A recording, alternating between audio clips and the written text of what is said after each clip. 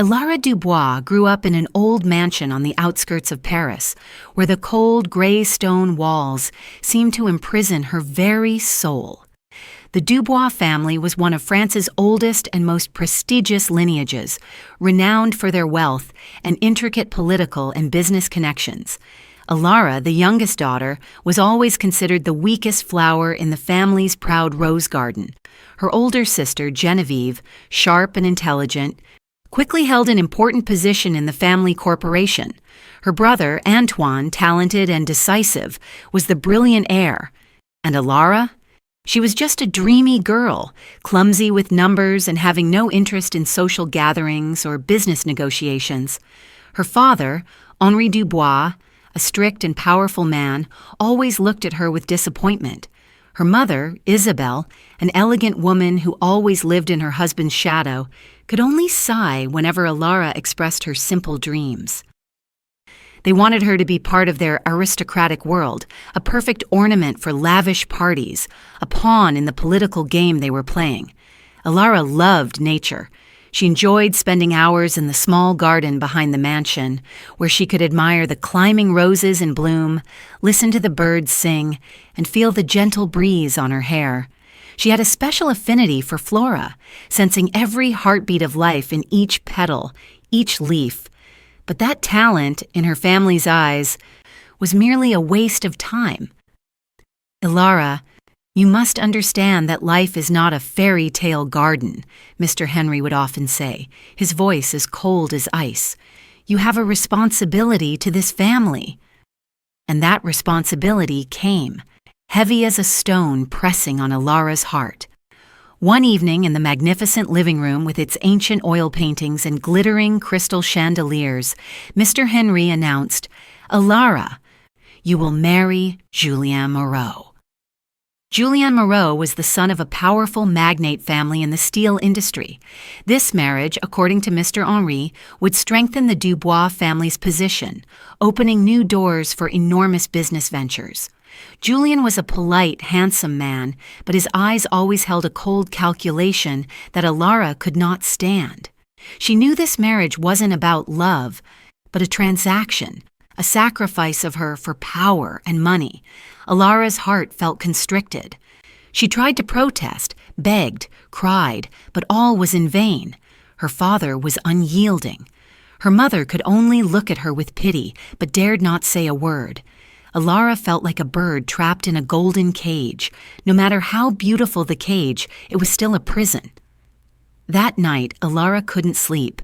She looked out the window, the silver moonlight stretching across the ancient trees. She remembered the fairy tales her old nanny used to tell about brave princesses who escaped cruel fates to find their own happiness.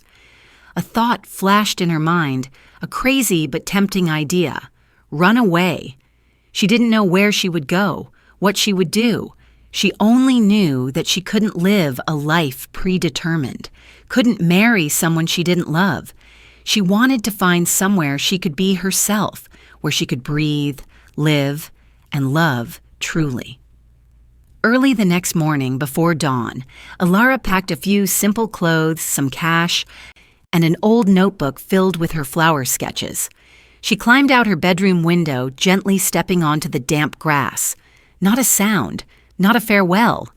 She ran and ran until the Dubois mansion was just a tiny, blurry dot behind her. The train carried Ilara south, through lush green fields and peaceful small towns. She looked out the window, feeling an unprecedented sense of freedom, but also mixed with fear for the future. Finally, she got off the train in a small town deep in Provence, France, where rolling hills were covered in emerald green trees and valleys burst with vibrant flowers. This small town was named Valois, a truly serene sound. As soon as she set foot there, Ilara felt the difference. The air was fresh, scented with wild flowers and damp earth. Old stone houses with bougainvillea climbing their walls, narrow cobblestone streets, and friendly locals with gentle smiles. This was the place she had dreamed of. Ilara rented a small room in an old guest house, where the friendly landlady, Mrs. Colette, greeted her with a warm smile and a cup of herbal tea. "What brings you here, young lady?" Mrs. Collette asked, her eyes kind. Alara hesitated, not wanting to reveal her true identity. I want to find a job, and I love flowers." Mrs. Collette smiled. "Then you've come to the right place. Valois is famous for its rose and lavender plantations. Perhaps you should visit Rose Valley Farm. It's the largest and most beautiful farm in this area." Alara's heart pounded. Rose Valley. Just hearing it brought a strange sense of peace. The next morning, Alara woke up early. She put on her simplest clothes, tied her hair neatly, and walked to Rose Valley Farm. The road to the farm wound through lush, green fields, where wildflowers of all colors showed off their beauty under the morning sun. As she approached, a stunning scene unfolded before her eyes. Endless rows of roses, from delicate pink to passionate red, swayed in the wind like graceful dancers. A sweet, captivating fragrance permeated the air, making Alara feel as if she had stepped into a dream. She took a deep breath, feeling every molecule of the floral scent penetrate her lungs, dispelling worries and fatigue. In the distance, fields of deep purple lavender stretched to the horizon, creating a magnificent carpet of color. Amidst this scenery was a small, cozy wooden house, surrounded by a small garden filled with various herbs. Alara approached, her heart racing. A man was bent over among the flower beds, tending to each plant. He had slightly messy chestnut hair, tanned skin, and deep blue eyes like the color of a lake. He wore a rough linen shirt and faded jeans, but exuded a rustic, strong charm. When he looked up, Alara felt a jolt run through her. His gaze was profound, yet full of warmth and sincerity. "Hello," he said, his voice deep and warm. "Who are you looking for?" "Hello," Alara replied, a little shyly. "I'm Alara. I'm here to ask for a job." The man smiled. "I'm Liam O'Connell. You want to work on a flower farm?" He looked at her from head to toe, his eyes seeming a little surprised. Alara realized she still carried the appearance of a city lady, even though she had tried her best to dress simply. "Yes," Alara said firmly. "I love flowers very much, and I'm willing to learn everything." Liam was silent for a moment, then he nodded. "All right. You can start right now. Your first job is to water the rose beds on the west side." Alara couldn't believe her ears. She got the job. She felt a surge of joy in her heart. The first days at Rose Valley Farm were difficult. Alara had never had to do such strenuous work. Her hands were blistered, her back ached, and her clothes were always covered in dirt. But she didn't give up. Whenever she felt discouraged, she would look at the vibrant flowers, inhale their sweet scent, and think of the freedom she now had. Liam was a strict but fair boss. He didn't talk much, but always observed Alara meticulously. He taught her how to care for flowers, how to harvest, how to compost, and how to blend essential oils. Alara learned very quickly. She had a special sensitivity to plants, an innate ability she had never had the chance to develop. Gradually, Alara began to feel like she belonged there. She loved the feeling of working under the sun, breathing fresh air, and watching the flowers bloom every day. She also started to get to know the other workers on the farm, simple, kind farmers who were always willing to help her. Liam and Alara often worked together.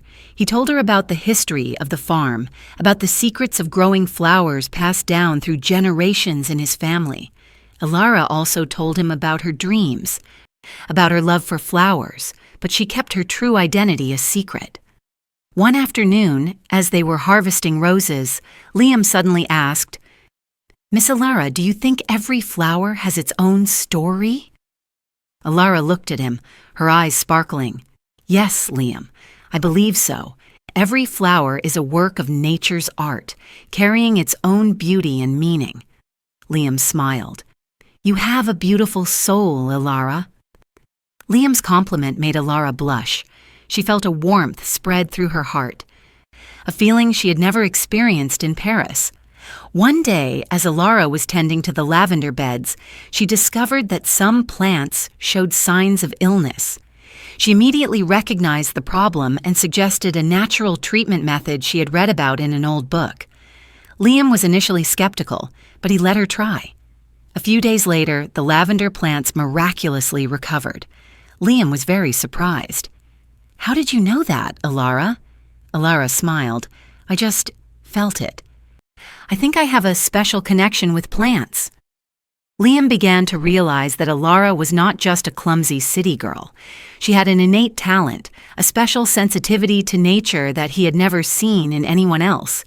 He started giving her more complex tasks, such as blending essential oils, creating artistic bouquets, and even redesigning a part of the garden. Alara worked tirelessly. She spent hours researching different types of flowers, how to care for them, and how to combine them to create unique scents and colors. She discovered that she had a special ability to blend essential oils, creating fragrances that were both relaxing and captivating.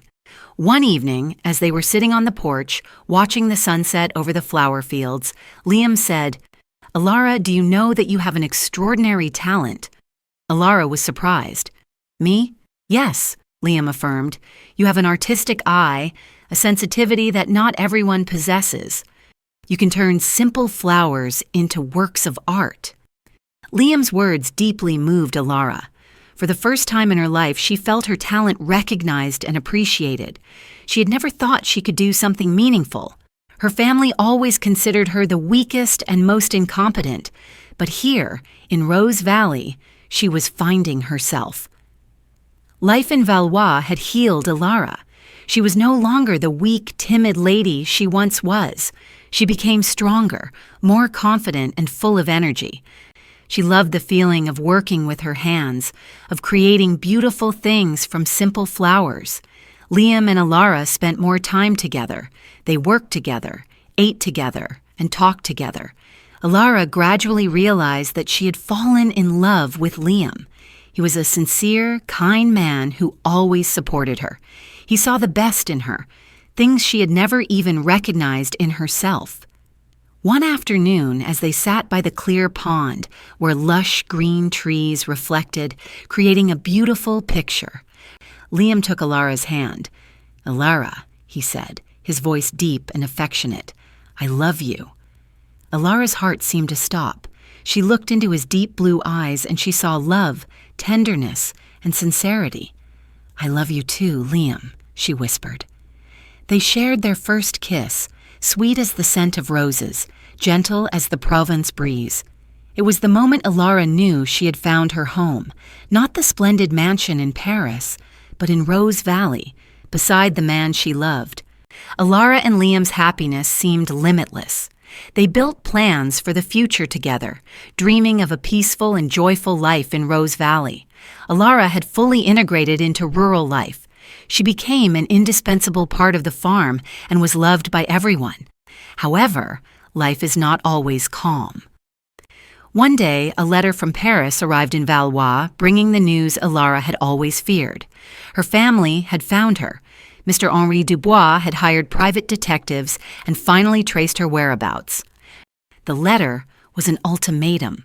Mr. Henry demanded Alara return to Paris immediately to fulfill her engagement to Julien Moreau. If she didn't comply, he would use every means to bring her back and would destroy Liam's reputation and Rose Valley farm. Alara read the letter, her hands trembling. The old fear resurfaced. She didn't want to return to her old life, didn't want to leave Liam and Rose Valley, but she also didn't want Liam and his farm to be implicated. Liam saw the worry in Alara's eyes. He hugged her, comforting her. "What's wrong, Alara?" Alara told him everything, her true identity, her family, and the arranged marriage. Liam listened silently, his eyes reflecting anger, but also profound understanding. "I won't let them take you, Alara," Liam said firmly. "You are mine, and Rose Valley is your home." But Alara knew her family was not easy to deal with. They had power, they had money, and they would stop at nothing to achieve their goals. A few days later, a luxurious black car appeared in Valois. Mr. Henri Dubois and Julien Moreau had arrived. They stepped out of the car, their faces cold and arrogant, as if they were stepping into a foreign world. Mr. Henry looked at Alara, his eyes filled with disappointment and anger. "Alara, what have you done? You have disgraced our family." Julien Moreau stood next to Mr. Henry, looking at Alara with contempt. "You've kept me waiting long enough, Alara. Now let's go home." Liam stepped forward, standing in front of Alara. "She's not going anywhere," he said, his voice deep and authoritative. "Alara is mine." Mr. Henry looked at Liam, his eyes full of scorn. "Who are you? A humble farmer who dares to interfere in the affairs of the Dubois family?" "I am Alara's love," Liam replied, unwavering, "and I will protect her." The confrontation was tense. Mr. Henry threatened to sue Liam, to destroy his farm. Julien Moreau scoffed, claiming Alara had been deceived by a poor wretch. But Alara was no longer the weak lady she once was. She stepped out of Liam's embrace, facing her father. "Father, I will not return. I will not marry Julien. I love Liam, and I want to live here, in Rose Valley." Mr. Henry was stunned. He had never seen Alara so strong and determined. "You will regret this, Alara," Mr. Henry roared. "You will have nothing. You will lose everything." "I need nothing, except Liam's love and a peaceful life here," Alara replied, her voice clear and firm. The argument dragged on. Finally, Mr. Henry and Julien Moreau were forced to leave, but they vowed to return. Alara knew the battle wasn't over, but she was no longer afraid. She had Liam, she had Rose Valley, and she had love. After the confrontation with the Dubois family, Alara and Liam knew they needed to prepare for the challenges ahead. Mr. Henri Dubois was not one to give up easily. News of Alara being a runaway lady and her forced marriage quickly spread throughout Valois. Instead of shunning her, the locals grew to love and support Alara even more. They had witnessed her transformation from a weak girl to a strong, independent woman. They knew she loved Liam and Rose Valley with all her heart. Mrs. Colette, the guest house owner, was the first to speak up. "Alara is a kind, hard-working girl. She has brought new life to Valois. We must protect her." The other farmers also agreed. They came to Rose Valley Farm, offering to help Liam and Alara. They worked together, protecting the farm, turning it into a fortress of love and solidarity. Liam and Alara were moved by everyone's affection. They realized they were not alone. They had a strong community backing them. During this time, Alara further developed her talents. She began creating new products from roses and lavender, handmade soaps, scented candles, natural perfumes, and even medicinal herbal teas. She also designed unique wedding bouquets, imbued with a romantic country style. Alara's products quickly became popular. Tourists from all over began flocking to Valois to buy her handcrafted goods and admire the beauty of Rose Valley. The farm became famous not only for its flowers, but also for Liam and Alara's beautiful love story. One morning, as Alara was working in the garden, she received a call from Paris. It was Genevieve, her sister. Alara was surprised, as Genevieve rarely contacted her. "Alara," Genevieve said, her voice sounding tired, "Father had a stroke." Alara was stunned. Despite their conflicts, Mr. Henry was still her father. A wave of worry washed over her. "Can you come visit him?" Genevieve asked. "He keeps calling your name." Alara looked at Liam. He nodded. "You go. I'll take care of the farm here." Alara returned to Paris. The city was still as noisy and luxurious as ever, but she felt she no longer belonged there. She went to the hospital where Mr. Henry lay in bed, weak and frail. "Father," Alara whispered, taking his thin hand. Mr. Henry opened his eyes and looked at her. His gaze no longer held strictness or anger, but instead a weakness and regret. Ilara, my daughter. Ilara stayed in Paris for a few days, caring for her father. She told him about her life in Valois, about Liam, about Rose Valley. She talked about the flowers, the scents, the peace she had found. Mr. Henry listened silently, sometimes nodding gently. One afternoon, Mr. Henry squeezed Ilara's hand tightly. "I'm sorry, daughter. I was wrong. I didn't understand you. Live the life you want, Ilara. Be happy." Her father's words made Ilara cry. The burden in her heart was lifted. She hugged her father, feeling the love she had always longed for. After Mr. Henry recovered, Ilara returned to Valois. She carried a light heart and new hope. When Ilara returned to Valois, Liam and the local villagers welcomed her with open arms. She told them about her trip, about the change in her father's heart. Everyone was happy for her. Life in Rose Valley returned to its peaceful and joyful routine. Ilara and Liam worked together, building their future. They expanded the farm, planted more new types of flowers, and developed more handcrafted products. Rose Valley Farm became a popular destination, not only for the beauty of its flower fields, but also for the inspiring love story of Liam and Ilara. Visitors came not only to buy flowers and products, but also to find peace, healing, and to witness a sincere love that had overcome all challenges.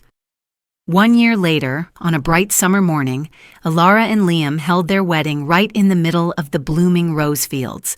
The bride wore a simple white dress with a wreath of roses in her hair. The groom was elegant in a linen suit. The scene was as romantic as a fairy tale painting. Ilara's family, including a fully recovered Mr. Henry, also attended. Mr. Henry looked at Ilara, his eyes shining with pride and happiness. He knew that his daughter had found true happiness, a happiness that money and power could not buy. Amidst the vibrant rose beds, under the golden sunlight, Ilara and Liam exchanged their vows. "I promise to love you, cherish you, and protect you all my life," Liam said, his voice full of affection. "I promise to love you, trust you, and build a happy life with you in Rose Valley," Ilara replied, her eyes sparkling with happy tears. They kissed, and applause echoed across the flower fields. Ilara and Liam's life was a testament that love can heal all wounds, and happiness lies not in wealth or power, but in peace of mind, in the simple beauty of life, and in warm family moments. Many years later, Rose Valley Farm remained a place filled with love and laughter. Ilara and Liam had 2 beautiful children, a boy and a girl, who grew up among the flower fields, learning to love nature and appreciate life. Ilara continued to develop her talent. She became a renowned essential oil artisan, and her products were known worldwide. Liam remained a dedicated farm owner. He always supported his wife's dreams. Every evening, as the sun set, Ilara and Liam would often walk hand in hand through the flower fields, admiring the roses and lavender blooming under the fading light. They knew they had found their own paradise, a paradise built with love, perseverance, and faith in a simple yet meaningful life. And so, amidst the vast flower fields, the scent of love continued to spread, eternal as the beauty of nature,